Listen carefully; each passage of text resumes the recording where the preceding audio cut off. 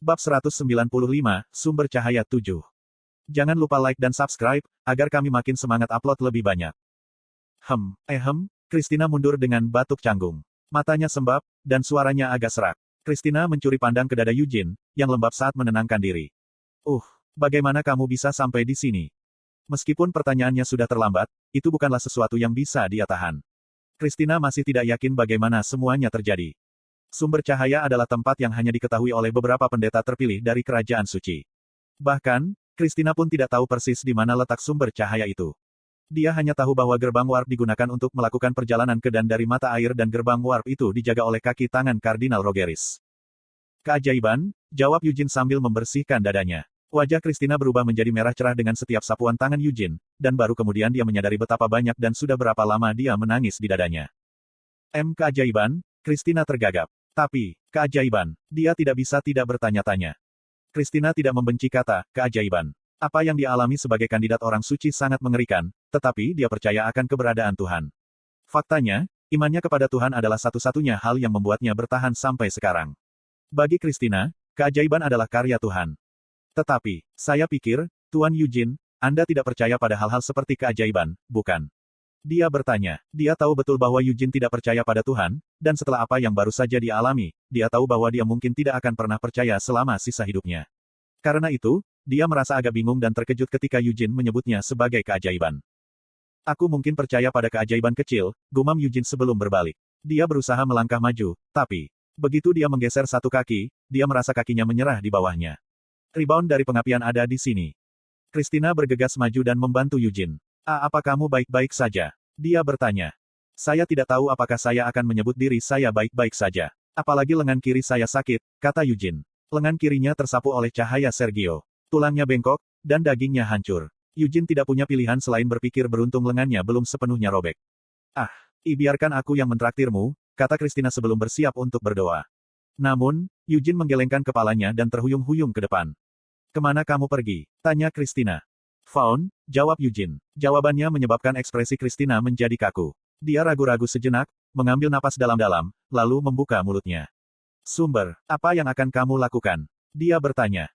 Aku akan menghancurkannya, jawab Eugene. Dia tidak memikirkan hal lain. Apapun nilai yang dimiliki Faun untuk Kekaisaran Suci Yuras, itu bukan urusan Eugene. Pertama-tama, dia telah membunuh ratusan paladin dan inkuisitor setelah memaksa masuk. Dia telah membunuh Kardinal Sergio Rogeris, yang berada di urutan kedua setelah Paus. Akan aneh jika baru sekarang dia mulai peduli dengan hubungannya dengan Yuras, dan di atas segalanya, Eugene ingin membersihkan dunia dari Faun yang mengerikan itu. Tidak, nyatanya, menyingkirkan Faun saja tidak cukup. Dia akan menghancurkan apa yang ada di bawah sumber air, pipa-pipa, dan segala sesuatu yang berhubungan dengannya. Kemudian dia akan meminta pertanggungjawaban Paus atas segalanya. Petik 1. Aku tidak tahu apa itu, pikir Eugene sambil melirik pedang yang ada di tangannya. Rasanya seolah-olah dia bukan satu-satunya yang ingin menghancurkan Faun. Bahkan sekarang, pedang suci Altair menarik Eugene lebih dekat ke sumber. Sudah seperti itu sejak awal. Pedang suci telah membimbingnya ke sumber-sumber cahaya, dan ketika dia mengambil kepala Sergio pada akhirnya, Eugene tidak menginginkan pedang itu memancarkan cahaya. Itu telah menyala dengan sendirinya, memotong kepala Sergio, lalu melahap dan meledakkan tubuhnya dengan cahaya. Itu hampir seperti pembalasan ilahi. Apakah itu Dewa Cahaya? Atau, renung Eugene ketika dia tiba di depan sumber. Dia bisa merasakan getaran kecil dari tubuh yang menopangnya. Dia melirik kembali ke wajah kaku Christina. Jika terlalu sulit bagimu, mengapa kamu tidak menunggu di belakang? Betapapun sulitnya bagi saya bisa bergerak lebih baik dari Anda dalam kondisi Anda, Sir Eugene, jawab Christina. Dia menarik napas pendek, lalu menatap Eugene. Dan, tidak ada alasan bagiku untuk mundur sekarang, kan? Tuan Eugene, menurut Anda, seberapa besar keinginan saya untuk menghancurkan dan melenyapkan Faun ini? Menurut Anda, berapa lama saya menginginkan ini? Bukan hanya itu juga, Christina merasakan keinginan khusus yang muncul dari lubuk hatinya, tapi itu bukanlah keinginan untuk menghancurkan Faun, sebaliknya, itu adalah sesuatu yang lain. Sulit untuk menjelaskan dengan tepat apa yang dia rasakan dan mengapa dia merasa seperti itu, tetapi Christina tahu bahwa dia tidak dapat mundur sekarang. Eugene perlahan mendorong pedang suci ke depan. Ada banyak cara untuk menghancurkan Faun. Tidak perlu baginya untuk menggunakan pedang kosong, dia yakin bisa menghancurkannya hanya dengan memukulnya dengan kekuatan pedang. Namun, Eugene tidak menindaklanjutinya. Sebaliknya, dia fokus pada pedang suci, yang bergetar dengan halus. Pedang itu menuntun Eugene ke depan seperti yang telah menuntunnya saat dia berkeliaran di kabut. Dia menatapnya sejenak, lalu melangkah maju di bawah bimbingannya. Celepuk. Dia berjalan ke sumber cahaya, dan getaran pedang suci semakin kuat. Di sisi lain, Christina tidak pernah membayangkan bahwa dia akan berjalan kembali ke Faun, jadi dia membeku di tempat saat melihat Yujin masuk. Namun, Yujin terus mengarungi ke depan ke tengah Faun tanpa menoleh ke belakang. Petik 2. Christina mencengkeram dadanya yang gemetar dan menghela napas dalam-dalam. Kemudian, dia dengan hati-hati mengulurkan kakinya untuk mengikuti Yujin. Saat kaki telanjangnya bersentuhan dengan Faun, semua rasa sakit yang dia rasakan di Faun sampai sekarang sepertinya kembali. Tidak ada luka di tubuhnya, dia tidak melukai dirinya sendiri dengan pisau, dan tidak ada darah juga. Namun, keberadaan Faun saja merupakan trauma besar bagi Christina. Orang yang bertanggung jawab untuk memaksanya berjalan di jalur orang suci sudah mati, tetapi sebagian besar traumanya masih ada. Christina tahu betul kelemahan dan ketakutannya. Tapi bukannya terus ragu, dia mengambil langkah demi langkah. Dia tidak lemah sama sekali. Dia tahu bahwa jika dia hancur atau terikat oleh ingatannya yang mengerikan, semuanya akan tetap seperti sebelumnya. Dia harus menghadapi semuanya secara langsung. Dia mengangkat kepalanya dan menatap lurus ke depan. Yujin sudah berada di tengah Faun, tetapi alih-alih melangkah lebih jauh, dia melirik ke belakang ke arah Christina. Saat Christina bertemu dengan mata emasnya yang tenang, dia menggenggam ujung bajunya. Dia tidak ingin dia melihat dirinya yang memalukan, meskipun dia tahu tidak masalah apakah mereka pahlawan, orang suci, atau siapapun. Namun, meski tanpa gelar pahlawan, Eugene Leonhardt adalah pria yang brilian. Akhirnya, jantungnya berhenti bergetar, dan dia mendekati Eugene dengan wajah tenang. Eugene merasakan cahaya pedang suci semakin kuat. Membiarkan cahaya memandu tindakannya, Eugene membalikkan pedang suci, lalu menyerang di tengah-tengah Faun. Permukaan air sangat diaduk, dan air mancur mulai mendidih. Kekuatan ilahi yang larut dalam air membengkak seolah tertarik pada cahaya pedang suci. Christina menutup matanya untuk menghindari cahaya yang tiba-tiba menyilaukan, dan ketika dia membuka matanya, seorang gadis kecil berdiri di depan Eugene dan Christina. Christina melompat mundur saat melihat penampilan gadis itu. Katanya dengan heran. Christina terlalu akrab dengan wajah gadis kecil itu. Dia tampak persis seperti dirinya sendiri ketika dia masih muda. Anise, panggil Eugene. Dia tidak terlalu terkejut. Sebaliknya, senyum pahit menghiasi wajahnya saat dia memanggil namanya. Christina tersentak saat mendengar nama itu dan kembali menatap Eugene.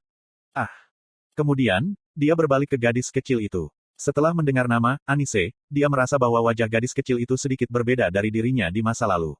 Namun, itu benar-benar hanya sedikit, satu-satunya perbedaan yang bisa dia lihat terletak pada atmosfer yang mengelilingi gadis itu dan matanya. Ada banyak sekali patung dan potret Anise the Faithful di Yuras. Wajar jika Christina sudah melihat potret Anise sejak kecil. Seperti orang lain, dia sangat sadar bahwa dia terlihat seperti Anise. Namun, ada perbedaan besar antara merasakan kesamaan dengan membandingkan dirinya dengan lukisan atau patung dan melihat replika dirinya yang hidup tepat di depannya. Bibir gadis itu terbuka. Dia menepuk pipinya dengan wajah tanpa ekspresi, lalu melihat sekelilingnya. Ada air mancur yang berkilauan, yang dia amati, lalu dia menatap Eugene dan Christina.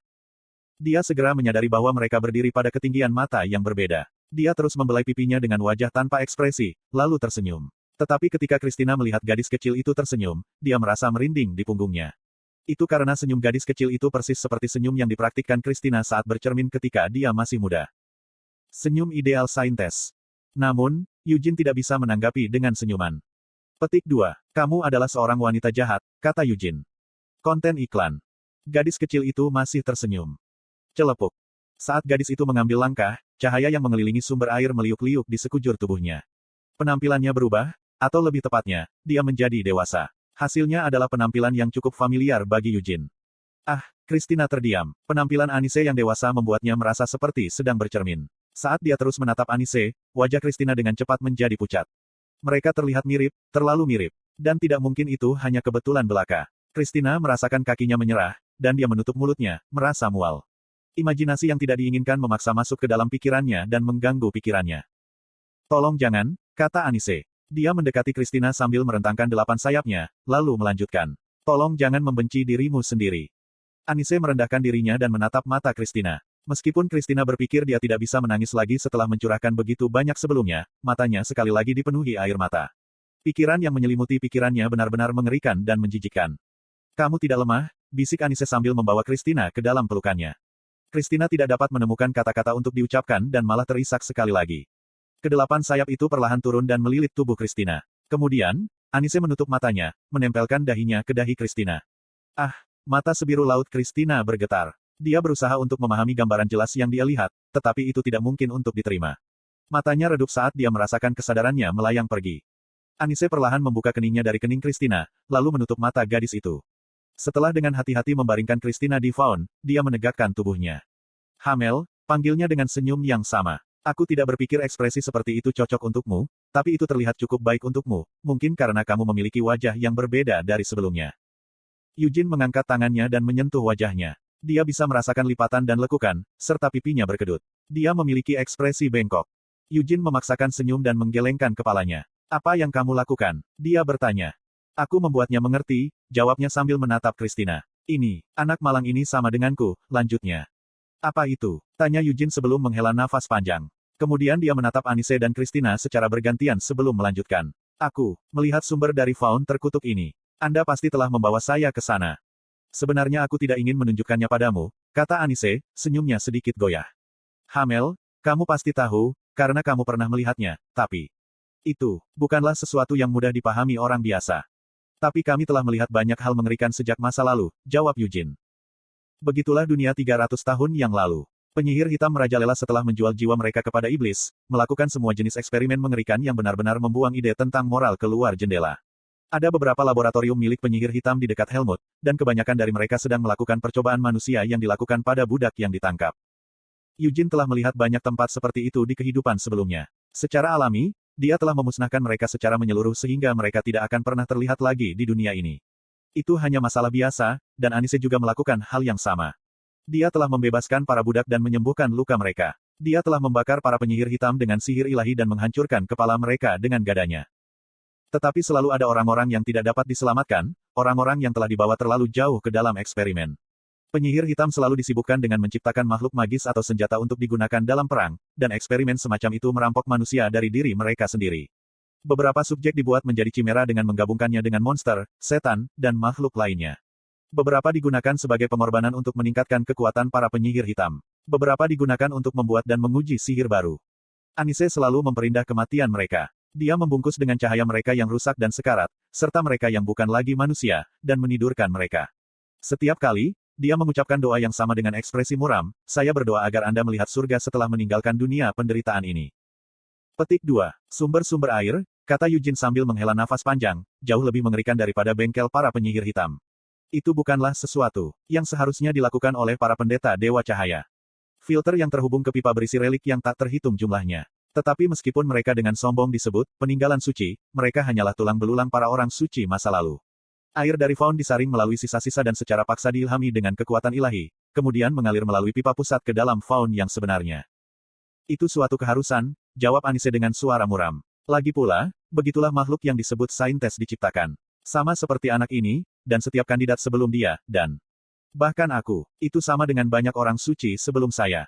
Tapi kamu dan Christina tampak istimewa, komentar Eugene. Dia mengingat kembali penglihatan yang dia lihat di sumber-sumber air. Ada banyak sekali gadis dengan wajah yang tidak bisa dibedakan. Kehadiran mereka samar-samar dalam pandangannya, tapi dia melihat Anise dan Christina dengan jelas. Hal yang sama berlaku bahkan sekarang. Anise pasti ada dalam keajaiban ini. Dia berdiri di depan matanya seolah-olah dia telah turun dari pohon dunia, dan 8 sayapnya benar-benar terbentang lebar. Ya, Anis mengangguk. Anak ini dan aku spesial. Kami lahir dengan bakat, keharmonisan, dan kelengkapan yang dapat dianggap jauh lebih unggul dari kandidat sebelumnya. Bakat, harmoni, dan kelengkapan. Eugene tidak mau menerima kata-kata seperti itu. Kamu baik, Hamel, kata Anise dengan senyum tipis sambil menatapnya. Dan aku tahu kamu tidak bodoh. Saya yakin Anda sudah memiliki gagasan yang kabur tentang kami berdua sebenarnya. Namun demikian, Anda tetap diam karena Anda ingin perhatian, tidak ingin menyinggung perasaan saya jika Anda salah menebak. Aku hanya tidak ingin dipukul, jawab Eugene sambil menghindari tatapannya. Sejujurnya, aku juga tidak benar-benar ingin tahu. Saya tidak ingin mengkonfirmasi apapun. Apapun saintes itu sebenarnya, tidak masalah bagiku. Anda hanyalah Anise, dan dia hanyalah Christina. Apalagi yang penting. Hamel, panggil Anise sambil mendekati Eugene. Anda tidak perlu menutup mata. Saya tahu Anda memahami kami berdua tanpa harus mendengar seluruh kebenaran, tetapi saya tidak ingin simpati seperti itu dari Anda. Saya ingin Anda menjadi diri sendiri, untuk memahami saya apa adanya. Saya yakin anak itu berpikiran sama. Simpati. Eugene tersenyum pahit. Itu adalah ucapan yang tak terbantahkan. Apa yang kamu? Jadi dia bertanya. Seperti yang diinginkan Anise, dia bertanya langsung. Kamu dan Christina. Tidak, saintes. Sebenarnya apa itu? Mengapa hal-hal seperti itu terjadi di faun ini? Anise berdiri di depan Eugene dengan senyum tipis. Dia menjelaskan, dahulu kala, Dewa Cahaya pertama kali turun ke tanah ini. Dia menciptakan Altair pedang suci dari darah dan dagingnya sendiri dan menerangi dunia. Kemudian dia menciptakan sebuah agama dan mendirikan Yuras. Itu adalah mitos pendiri Yuras, kisah kaisar suci yang bertanggung jawab atas penciptaan kekaisaran. Anise melanjutkan, inkarnasi kuno memerintah di Yuras untuk waktu yang lama dan bekerja sebagai mercusuar di era kekacauan. Dengan dia di garis depan, keyakinan diteruskan ke dunia, dan berbagai dewa lahir dan menghilang. Kaisar suci memerintah untuk waktu yang lama dan melindungi Yura dan rakyatnya, tetapi dia tidak hidup selamanya. Karena dia telah turun ke dunia sebagai inkarnasi, suatu hari dia harus kembali ke langit. Anise menatap mata gemetar Yujin. Begitu Kaisar Suci pergi, banyak anggota gereja merasa takut. Mereka takut bahwa dunia sekali lagi akan tenggelam dalam kegelapan tanpa adanya cahaya. Mereka berharap cahaya itu akan mengirimkan inkarnasi lain, tetapi hal seperti itu tidak pernah menjadi kenyataan. Mereka menginginkan cahaya. Mereka menginginkan objek pemujaan baru. Meskipun cahaya selalu hadir, itu terlalu abstrak untuk disajikan. Mereka membutuhkan objek pemujaan yang lebih pasti dan nyata. Mereka membutuhkan inkarnasi cahaya. Petik 2. Yura kuno membutuhkan banyak benda dan simbol pemujaan, bukan hanya paus. Simbol untuk memberi makan fanatisme. Stigma pada tubuh paus dan para kardinal menggambarkan bagaimana cahaya menjaga dunia. Ini menunjukkan bahwa cahaya secara langsung memilih penggantinya. Begitu banyak anggota yang datang untuk menyembah paus dan para kardinal seperti dewa. Petik 2. Dan orang suci itu. Simbol pemujaan, seperti paus dan para kardinal, kata Anise dengan senyum miring. Dia melanjutkan, orang suci pertama adalah tiruan buatan dari inkarnasi cahaya yang dibuat menggunakan sisa-sisa kaisar suci. Petik 2. Senjata suci yang mampu menurunkan keajaiban, dibuat dengan menanamkan sisa-sisa kaisar suci di tubuh seorang gadis muda, sebuah berhala yang dibuat untuk disembah. Dan dengan demikian, para fanatik kuno datang untuk membuat cahaya baru menurut citra mereka sendiri.